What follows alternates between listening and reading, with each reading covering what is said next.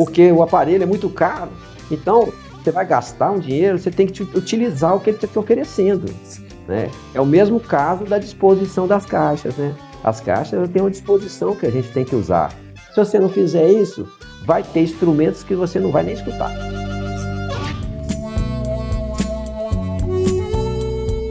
Trilhas.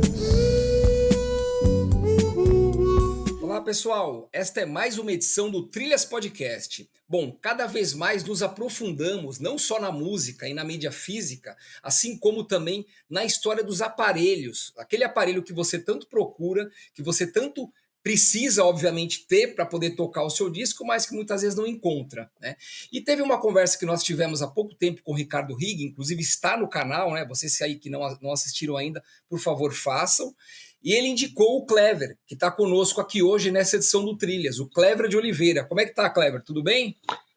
Olha, estamos bem e muito satisfeitos e alegres de o convite, né, de participar desse Trilhas Podcast, que é muito bacana. Eu acompanhava de vez em quando, e o do Rigg a gente viu ele todo e é muito bacana. Então eu estou muito feliz de participar e talvez trazer algumas informações interessantes para os ouvintes aí, que todo mundo está participando conosco. Legal, é isso aí. Não sei se você sabe, Clever, mas assim, até uma coisa que não tá na pauta, mas é legal falar. Tem muita gente que compra disco de vinil e não tem tocador.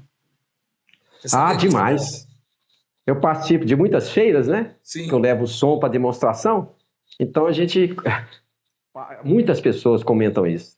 É uma muitas. loucura, né? Então, assim, é importante trazer, né? O Clever, que ele constrói aparelhos, né? Além de toca-disco, né? Como a gente vai falar mais aqui nessa edição, também caixas de som, amplificadores e por aí vai. Ou seja, ele é um projetista, né?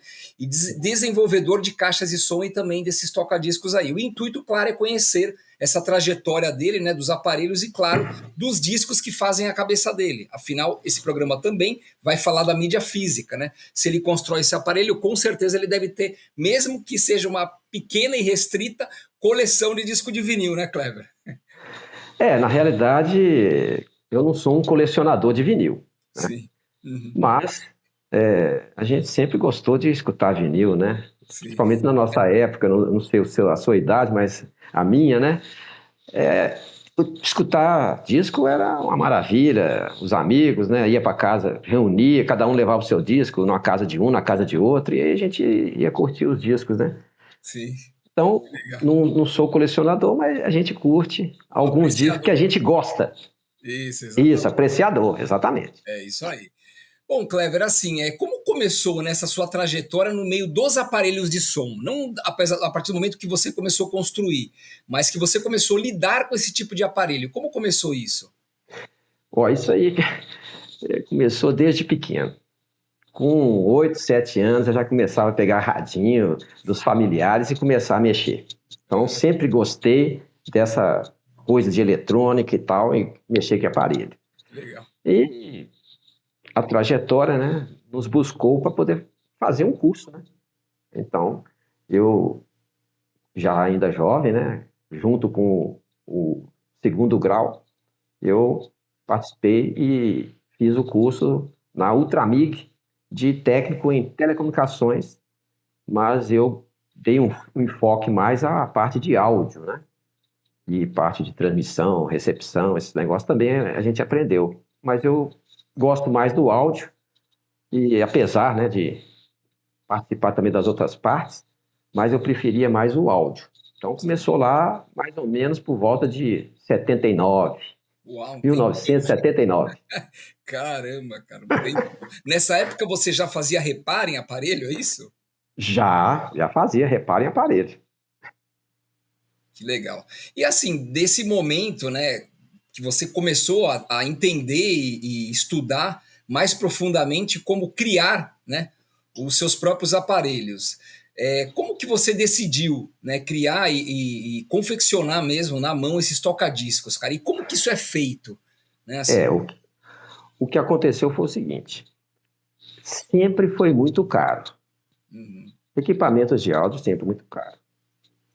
E eu, como técnico, não tinha um salário ruim, mas não dava para comprar os equipamentos que eu gostava pelo áudio que eu tinha de compreensão né, da minha audição, que a gente já tinha um conhecimento disso aí.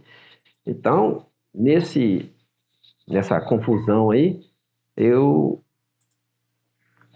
fui estudar mais atentamente as caixas acústicas. Foi por onde eu comecei. Tá.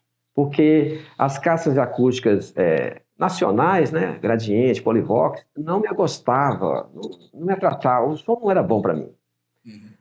E as outras, né, que era mais aguçado, a Quasar, por exemplo, era muito caro. E as importadas, pior ainda. Então, eu desenvolvi uma caixa de som para mim. E fabriquei, por volta de 81, eu terminei de fabricar ela para mim. Eu tenho ela até hoje aqui em casa, funcionando. Olha só. Poxa, o mesmo aparelho, desde aquela época. Mesmo aparelho, desde aquela época. Inclusive, 82, 83, assim, eu ainda dava festas na casa das pessoas com elas. Uau.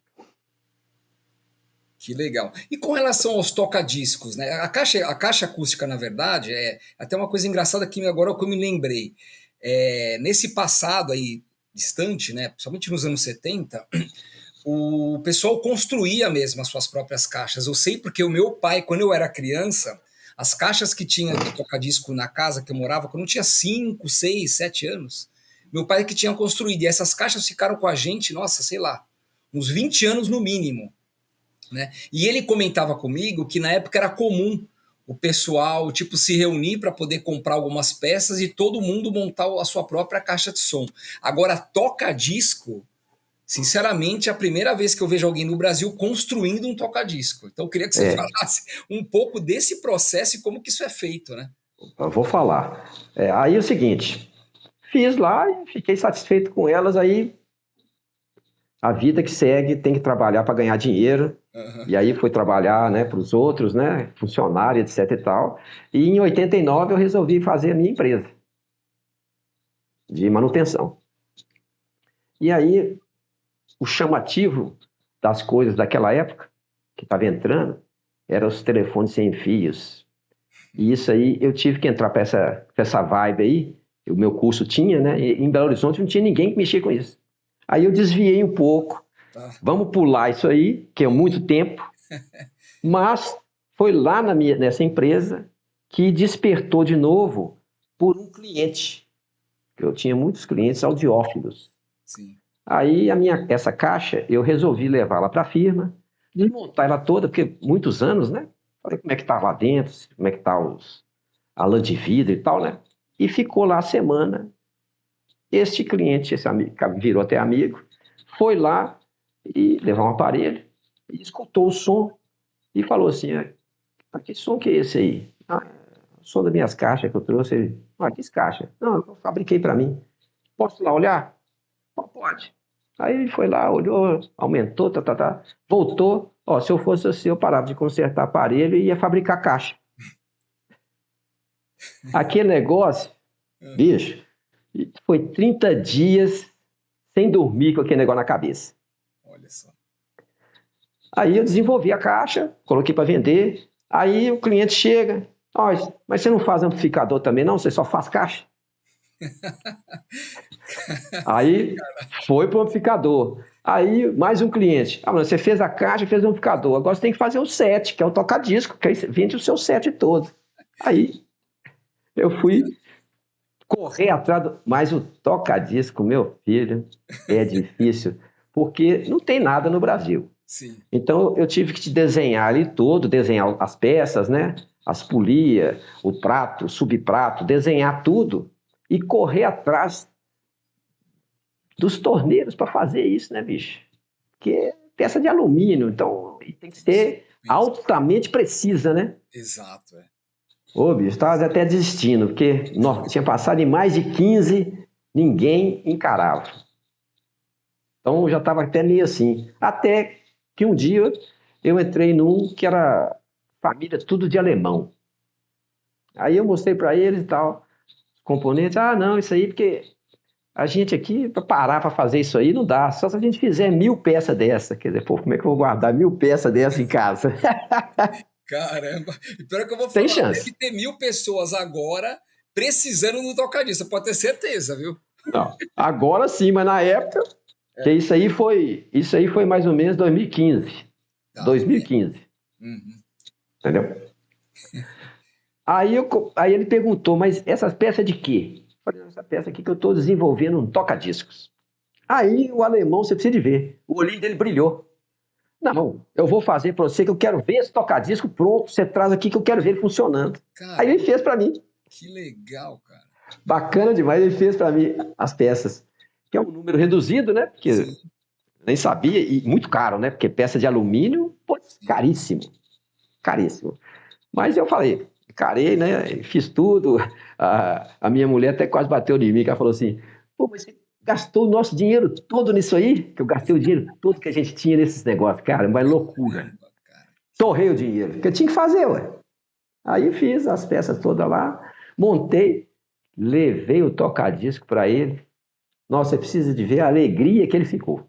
Mais do que eu. Não, imagino. E ele deve ter pegado uma peça para ele, né? Pegou Para ele, com certeza, né? pegou o primeiro. Muito bom, cara. E assim, também fazendo essa comparação que você citou de caixa, amplificador, né, e toca-disco. O toca-disco, principalmente por conta do braço, tem essa questão que é muito mais profunda do peso, do formato, né? Você chegou a estudar tudo isso para poder, ou você já conhecia essa dinâmica do toca-disco? Não, é assim, eu consertei muito toca-disco a vida toda, né? 47 anos consertando equipamento de áudio. Uhum. Então a gente conhecia um pouco, mas para construir tem que estudar. Aí eu fui estudar tudo de novo. Uhum. Agora, na internet, né? 2015 já tinha muita coisa também na internet para a gente poder aprofundar mais, né? Eu fui aprofundar principalmente nos braços, né? Porque no Brasil, sem chance, nem de torneiro, nem pensar em fazer isso, sem chance nenhuma. Aí eu tive que começar a pesquisar coisa lá fora, as empresas, como é que era, se vendia um, se vendia dois, como é que era, e os preços caros demais, aquele trem todo, mas eu pesquisei tudo, os motores também, que o motor vem da Bélgica para mim, Philips, que também no Brasil não fabrica esse tipo de motor, entendeu?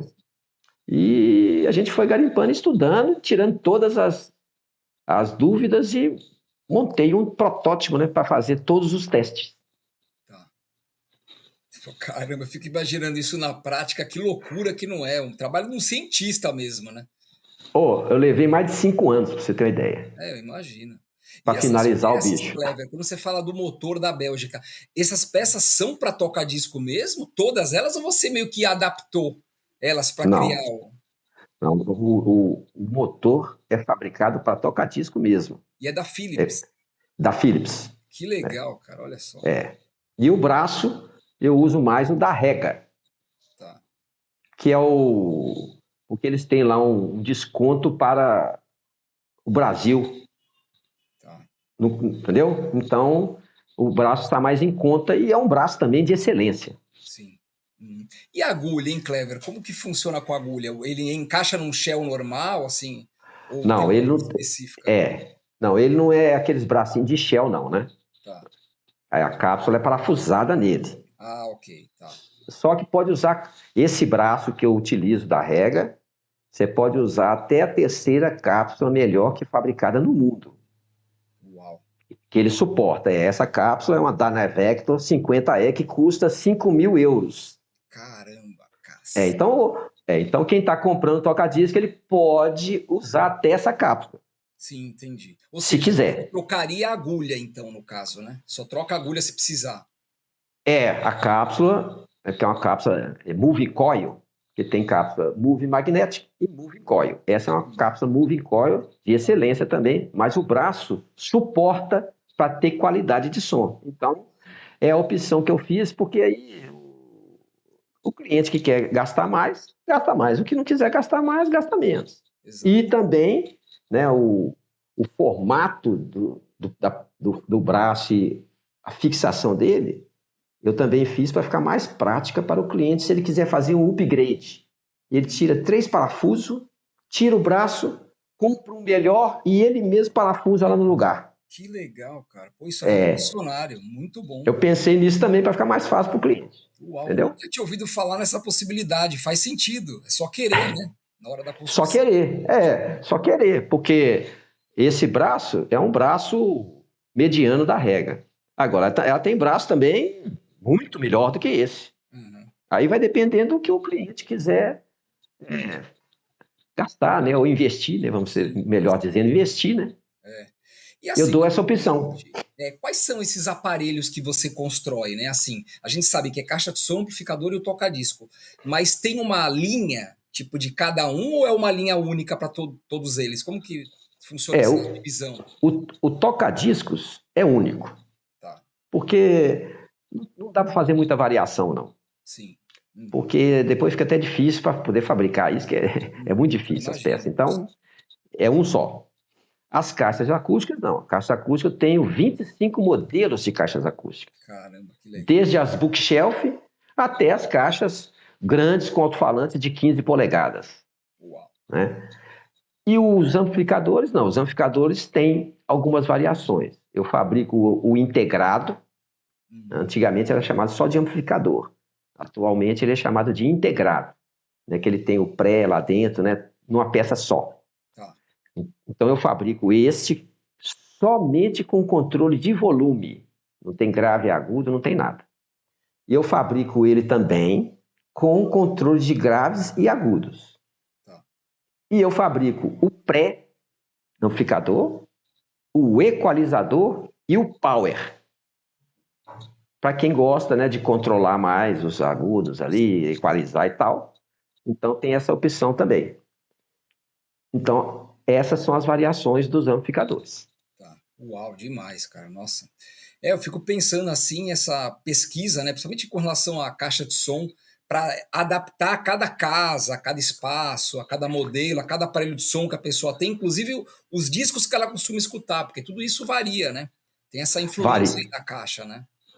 varia, claro que varia. Mas, como os meus equipamentos, a pessoa costuma querer falar que é high-end, não. Meus equipamentos não são high-end. Eu não tenho condição de fazer um equipamento high-end, não. Mas os meus equipamentos são hi-fi, Tá. de alta fidelidade. Então, a caixa vai tocar qualquer tipo de música. Agora, o formato, o tamanho, aí depende da casa da pessoa, porque às vezes ela vai colocar numa prateleira, né, numa estante, ou vai colocar no chão, ou vai parafusar. Então, aí varia o formato da caixa e o tamanho do ambiente que a pessoa vai colocar, né? Sim, que legal, nossa, muito bom. Pessoal, é muito importante a gente trazer esse tipo de informação, porque você aí pode estar atrás de um toca-disco, né? Ou até querer se aprofundar mais em conhecer esses nomes que nós falamos aqui, é muito importante porque é mais um canal para você descobrir, né? Porque o Trilhas também é isso, é informação para que você que curte mídia física aí tenha um conhecimento vasto e mais amplo de todo esse rolê que envolve aí o disco de vinil, né? E falando nisso, né, chegou aquele momento. O Clever ele separou alguns discos dessa modesta coleção dele aí para nós resenharmos aqui no Trilhas Podcast, né? Então, se você quiser Sim. mostrar para a gente aí, Clever, a gente bater um papo, né? Eu nem sei exatamente o que você vai mostrar. Eu gosto de ser pego desprevenido, né? Assim como o pessoal que acompanha aqui o Trilhas Podcast também. Então, se você quiser mostrar, fica à vontade aí. Eu separei alguns discos assim, mas eu preferi separar uns discos que eu mesmo comprei na loja. Ah, que legal. Que são discos que estão comigo desde sempre. São Desde que sempre estavam meus. lacrados. Exato. Então, Boa. vamos começar aquele primeiro, que é um clássico, né, da Disco Music, né, da rainha da Disco Music, que é Donna Summer. Nossa, muito bom. Olha, tá novinho Entendeu? até. Para ser comprado desde a época, tá muito novo. 80 e poucos, né? Então a gente tenta manter porque a gente gosta, né? Então, esse disco eu escuto ele bastante, então eu mantenho ele bem limpinho, bem cuidadinho, né?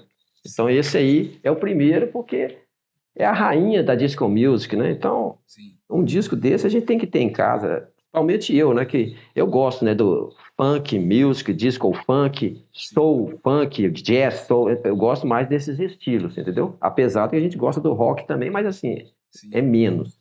É, Então, esse disco não pode faltar, não vou dizer numa coleção, mas na casa que alguém quer escutar um vinil de qualidade, e eu esqueci de falar que é o seguinte, os meus equipamentos, eles são todos puro analógico, não tem nenhum cisquinho de digital. É legal, muito bom. Isso é muito importante. Você falou da Dona Summer, né? Você comentou também que levava aparelho de som para as festas, né? Pô, esse disco é essencial tocar num momento como esse, né? Para o pessoal Exatamente. dançar, samba rock, por aí vai, né? E exatamente, é isso aí. O segundo também vai um pouco na linha aí, mas é mais um pouco pro funk, mas é disco também, que é esse aqui do KC and Sunshine Band, Yes, é lindo. entendeu? Esse daí você também comprou na época. Também comprei na época. Uau, cara. Esse Você aqui, lembra as esse lojas aqui que você comprava esses discos, Clever? Era em nas BH lojas, mesmo? em BH. Esse aqui especialmente, eu comprei até antes de ter o equipamento, Tá vendo? Essa mania vem de muito tempo atrás já. de muito tempo atrás, A é.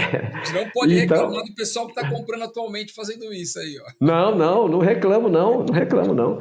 Então esse aqui especialmente também porque é um disco icônico e com muitos metais, né? Então eu gosto de muitas músicas com metais, entendeu? Uhum. E o KC, essa banda Sunshine Band, tem muitos metais, né? Sim, E é um disco que você não consegue ficar parado, né? com certeza. É, eu Mexe comparo com eles ao tudo. Earth, Wind and Fire também, é muito parecido. Também, Mesma tem época, uma também. coisa maravilhosa de escutar. E isso eu tenho também vários deles também. Tem vários deles também. Que legal. E você levava esses discos para tocar nos bailes também ou não? Não, esses aqui eu levava para tocar. Né? Levava para tocar. Esses mesmos eu É, levava para tocar. muito legal, cara. E aí, Isso. pessoal, essa lista de músicas e de artistas que nós estamos falando aqui está também na playlist do Trilhas do Spotify. Só você clicar nesse link aqui embaixo, né, e poder musicar e acompanhar essas faixas que a gente está falando aqui nessa edição do Trilhas com o Clever. Isso aí. Esse aqui é aquele que tocou, eu acredito que todo mundo tocou o coração quando começou as primeiras músicas eletrônicas dos Kraftwerk, que Uau, eles mesmos construíam os equipamentos dele que davam som, né? sim. Maravilhoso. Que é esse aqui, ó, o Autobahn, Puxa, esse é demais, esse é um clássico. clássico. Esse aqui eu escutei na casa de um amigo e corri para comprar na loja. Nessa Também época comprei na você já loja. trabalhava resolvendo o problema de aparelho de som, assim? Já Sim, já trabalhava? trabalhava. Eu trabalho desde 77, 1977, que eu comecei a trabalhar com eletrônica. Não, eu fico imaginando você na época ouvir um disco desse, sabendo que eles construíam os próprios aparelhos. Você devia ter uma É, audição diferente da maioria do pessoal que gostava de Kraftwerk, né? não, é maravilhoso. O dia que eu escutei isso aqui, nossa senhora, é maravilhoso. E, especialmente, igual você falou, pô, eles mesmo construíam os equipamentos para dar aquele som, né? É maravilhoso. Tem que ter esse pelo menos, né? Tem vários dele, mas esse principalmente tem que ter, porque literalmente é uma viagem, né? Nas autobahns. Total, E eles gostavam disso, né? De pegar esse lance de estrada, até de Isso, bicicleta, de carro e por aí vai, né? exatamente. E você percebeu na capa, né? Tem um Fusquinha e tem um É, Mercedes-Benz, que eram alemãs, né? exato, bem lembrado, pode crer. Olha só, nunca tinha feito essa É. comparação. Faz todo Aí, ó. sentido, é Olha verdade, lá. né? Um Fusquinha e um Mercedes-Benz. Quer dizer, mostrando desde Bolsos do. e bolsos. Exatamente, mostrando desde do básico até o mais luxuoso. Que legal, muito bom, cara. Ó, daí você me pegou desprevenido, viu? Não imaginava que você ia colocar um Kraftwerk aqui para nós. Mas faz muito sentido pela apresentação, né?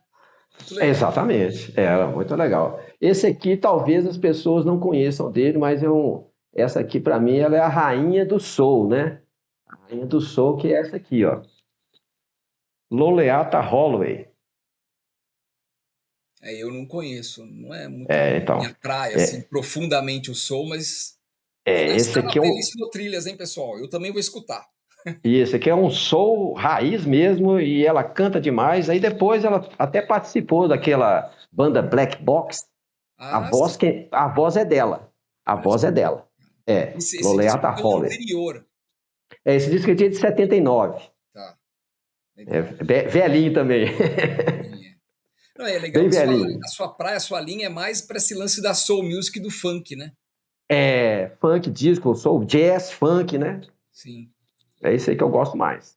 É. Agora o último aqui é um Esse aqui eu não comprei, nem em loja, em lugar nenhum. Esse aqui eu ganhei de um amigão, que Deus o tenha. Eu resolvi trazê-lo por causa disso, que é um disco também que muita gente talvez não conheça, mas assim, é um disco à la livro, é uma história contada em música, que é do Chris de Burgh, que é esse aqui, ó. Também não conheço, mas quando você falou assim, eu já imaginei que fosse aquelas bandas progressivas, né? Que tinha muito essa E história de. sim. Então esse livro aqui, esse disco é um livro, é uma história. Tá, Deve escutar ele desde o início até o fim, que ele está contando uma história. que legal. E é muito bem interpretado também, né? Que o Chris de Burgh é um excelente cantor, né? E aí é tipo uma banda acompanhando a história, é isso? Tem um Isso, conjunto musical de exatamente. fundo, que legal. Isso, exatamente. E ele canta contando história. É uma história entrando na outra, entendeu? Uma música vai contando a história toda do livro, que Sim, ao que chegar no final do disco é o final do livro. que legal. Puta, E eu baita ganhei, ideia, né? e eu ganhei de um amigão que não está aqui conosco, falei, não vou trazê-lo porque é assim maravilhoso o som, você entendeu? Maravilhoso a harmonia, a melodia, né? Sim. Simulando você lendo uma história. É muito legal, nossa. Que existam mais discos com esse intuito, né? Bacana, eu achei muito É bacana. bacana, é importante. É uma coisa Sim, também que eu pensei aqui, Cleber, você que constrói aparelho, eu também tenho muito isso, porque eu tenho um aparelho, não sou audiófilo, tá longe disso, porque, né, ter bolso para isso é muito difícil hoje em dia, mas eu tenho uns aparelhos legais em casa, muito antigo, e eu gosto de ficar fuçando em chavinha para ver o que funciona, o que não funciona e por aí vai. E aí, assim, alguns discos eu gosto de, quando eu mexo, troco alguma coisa, né, falante principalmente, tem alguns discos que eu gosto de testar o som quando ele volta da revisão para ver se tá legal, né? Na sua cabeça, você que é o técnico da coisa, né? Existe algum tipo de som, não um disco específico, uma banda, um artista, nada disso, mas um tipo de som que seja melhor para você testar o seu aparelho? Existe isso ou não? não, isso aí é. Música clássica, é progressivo, não sei. Ou não? Não, não. Vai depender da linha da pessoa, né? Ela vai colocar o estilo que ela gosta mais, Sim, entendeu? Agora, aí depende é o quê? Depende da prensagem, né? Da gravadora, sim. né? Assim, por exemplo, discos de jazz. É difícil você pegar um disco de jazz que a gravação é ruim. Então, um disco de Mas ao mesmo jazz tempo é muito difícil pegar um disco de jazz que está impecável. é, é, É é difícil. fato, é fato. Mas o disco de jazz é difícil você pegar um mal gravado. Então, para testar, um disco de jazz é melhor. Porque, infelizmente, as outras costumam você pegar uns aí que a prensagem, a gente sabe, né? As empresas, principalmente no Brasil, né? Tinha umas empresas aí que as prensagens era muito precária, né? Uhum. Então, a mix era boa, mas a prensagem não era, né? Então, Pois é. para você testar um equipamento, o de jazz, o de clássico também, né? Mas o clássico, a pessoa tem que gostar, né? Senão não adianta. Clássico é um negócio assim, Tem razão. que é o tipo de música que a pessoa ela tem que estar muito bem com a vida, né? Porque vai lá no fundo da alma, né? Sim, exato, pode crer. E você falou um passo importante também com relação às prensagens e ao corte do acetato, né? Nós tivemos um programa, aliás, pessoal, se você não assistiu ainda, é um programa em duas partes, um dos melhores programas que o Trias fez até agora, que era com o produtor, diretor executivo da Copacabana, que é o Marcos Ficarelli, né? E ele comenta isso, que hoje em dia pouquíssimas pessoas conseguiram pegar aquele conhecimento lá de trás, a Copacabana, da Continental, e trazer para os dias de hoje, ou seja, às vezes a master tá perfeita, só que na hora de colocar no acetato e fazer o corte, acaba muita coisa se perdendo, né? Então é uma coisa que é legal relembrar também. Exatamente, tem que lembrar. Apesar de que, dependendo da música, você não achou de outro lugar, vai Não comprar tem daquela jeito. mesma. Exato, isso aí não é o Quer maior escutar a problema. música, né? Exato. E assim, Clever, tem algum projeto que você está participando no momento novo? Alguma coisa que você está desenvolvendo que você possa abrir para gente ou falar um pouco mais a respeito, cara? Eu até comecei a querer fazê-lo, esse projeto, né? Mas assim, Nós estamos passando uma situação assim muito precária de grana, né? No geral do nosso país. Então, eu estou desenvolvendo um crossover ativo, né? Um aparelho crossover ativo, que ele vai ter os cortes de frequência, né? Grave, médio, agudo, eletronicamente. Mas aí a pessoa teria que ter 3 amplificadores, que um vai ser para grave, um para médio e outro para agudo. Caramba. Aí eu fiquei um pouco parado com ele, porque vai ter que ter um custo maior para a pessoa adquirir também 3 amplificadores. Mas E esse aí ele está... só para eu entender, ele distribui para cada caixa eletronicamente conforme a música. Não, que é o seguinte. Não, exatamente. Porque a caixa ela tem, via de regra, 3 vias, né? Um grave, um alto-falante que responde grave, um alto-falante que responde médios e um alto-falante que responde agudos, que é o tweeter. Aqui em casa é assim, são 3 vias também. Então, aí, lá na caixa, dentro da caixa, tem um crossover, um divisor de frequência passivo. Sim. Que divide a frequência grave só para o woofer, a média só para o mid e a aguda só para o tweeter. Esse equipamento, ele divide isso eletronicamente. Então, você vai sair do pré-amplificador, entrar nele, e ele vai ter 3 saídas para você ligar em cada amplificador. Um amplificador que vai ser ligado só no woofer, um amplificador que é ligado só no mid e o outro amplificador que é ligado só no tweeter. E lá tem os cortes de frequência. Uau, é muito doido isso, cara.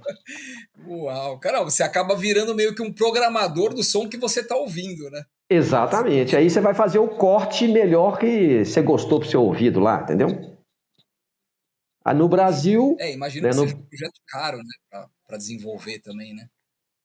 Não, até que não é tanto, não. O problema maior é a pessoa, né? Porque ela vai ter que comprar mais 2 amplificadores, né? Difícil. Que aí é caro. Aí o amplificador é caro, né? Porque não tem jeito. No Brasil, a Signos fez e a Gradiente também fez. Aqueles system mais caros deles, né? Tinha esse crossover.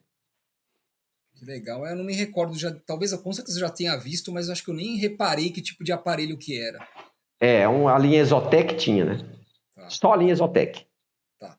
Falando em linha, Clever, qual que é a sua marca, né? E as linhas que você trabalha pelos nomes que você criou dos seus aparelhos? Como que é o nome do tocadisco, das caixas? A marca, né? A marca que eu criei é Mist. Mist. Tá. E aí os modelos, né? O tocadisco é TDM57. É o código dele. Legal. Tocadisco Mist, né? TDM. Tocadisco Mist, exatamente. Amplificadores Mist, pré-amplificador Mist, que é a marca. Tá. E eu tentei fazer, lógico, essa pergunta aí me leva a também falar que eu baseei todo o desenvolvimento, não do tocadisco, mas do amplificador, nos aparelhos da Quasar, que são os que eu tenho em casa. Sim. E eu também trabalhei na Quasar também. Então, para mim, é o melhor equipamento de áudio que foi feito no Brasil. Eu já tive um Quasar em casa, mas assim, eu arrumei muito problema aqui, porque as minhas caixas, elas eram umas caixas JBL daquela antiga, né? E depois eu fui descobrir que era uma caixa feita para home theater. Só que assim, visualmente ela não parecia, porque era uma caixa de 3 vias grande, sabe? Preta, assim, pesadona, e, ou seja, os signos derretia, né? Ela derretia toda a fiação. Cara, eu devo ter queimado essas caixas, acho que sem brincadeira, umas 7 vezes. Até uma hora que eu falei, cara, não dá mais, vou vender toda essa aparelhagem que eu tenho aqui. Eu tinha equalizador, tinha o pré, o amp. Só que aí as caixas não aguentavam. Aí um dia eu levei num cara, o cara falou, cara, que aparelho que você tá usando? Aí eu mostrei foto e falou, não, esquece. Ele falou, esquece, você precisa ter umas caixas assim, assado. Eu falei, cara, mas isso nem cabe no meu apartamento. Eu falei, então vende o aparelho. Ou seja, eu comprei, sei lá, fiquei 6 meses com esse aparelho e acabei vendendo porque, né? Nossa Senhora! Mas é assim que a gente aprende, né? Nós que somos leigos e gostamos dessa parada analógica e tal, é assim que a gente vai aprendendo e se interessando para poder conhecer mais profundamente, né, esse assunto. Com meus amigos eu sempre falo, né? Vocês não conhecem um técnico, né, para conversar sobre isso, né? Então, eu gosto de falar, eu gosto de ensinar, porque essa é a minha função, entendeu? Porque o aparelho é muito caro. Então, você vai gastar um dinheiro, você tem que utilizar o que ele está te oferecendo, Sim. né? É o mesmo caso da disposição das caixas, né? As caixas têm uma disposição que a gente tem que usar, porque o Exato. estéreo é uma coisa que não fui eu que inventei, não é opinião minha, é um sistema técnico. Uhum. Então, as caixas, elas têm que ficar na distância mesma que você delas, formando um triângulo equilátero. Exatamente, é isso aí. Para você poder escutar aquela total 180 graus do estéreo. Se você não fizer isso, vai ter instrumentos que você não vai nem escutar. Exato. E tem também a questão da altura da caixa, também tem que estar mais próximo do seu ouvido, assim, do peito. Exato. Nem no chão, nem Exatamente. muito alto, né? Não, no chão não dá. Tem isso também. Então, isso é importante por quê? Para você utilizar o que o aparelho está te oferecendo. Exato. Não, e isso até um pouco de preguiça do pessoal, porque eu me lembro bem, eu tenho uma MK2 aqui, né? Da Technics.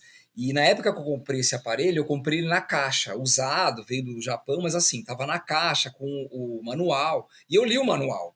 E o manual fala isso, ele explica lá. Tudo isso que você tá falando tá escrito no manual, só uma questão de você pegar e ler, né, para poder entender. Mas o brasileiro é devagar para ler, né? Tá acostumado. E outra coisa também que eu me lembrei, que eu também aprendi na marra, que é uma coisa que muita gente fala, isso aí não faz sentido, é frescura, é o peso do braço.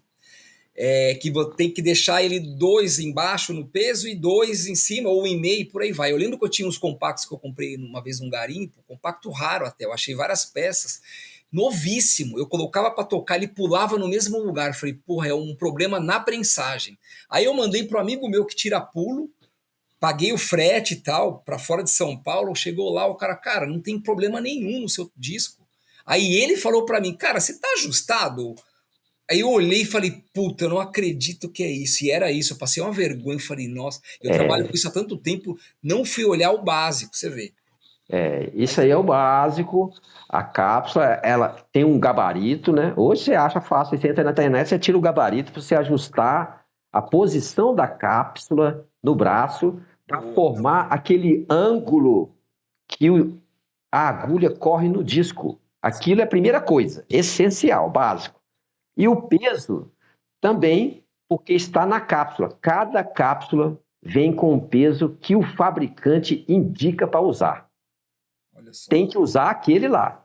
E o anti-skate vai na mesma linha. Se for 2, o anti-skate é 2. Se for 1,5, o anti-skate... Isso aí, também básico e essencial, tem que estar alinhado. Não só para não dar esse problema de pular, para também não gastar o seu disco e sua agulha mais do que o normal e o som não ficar bom.